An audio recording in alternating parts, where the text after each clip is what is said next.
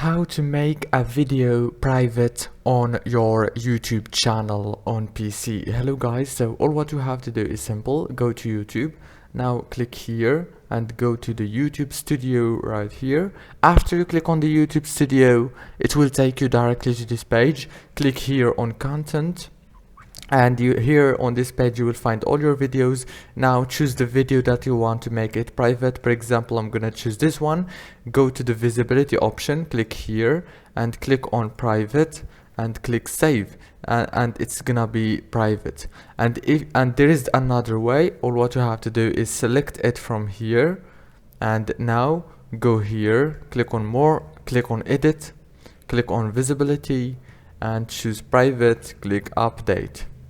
If this video was helpful, please don't forget to like and subscribe, and thank you for watching this video until the end. See you later.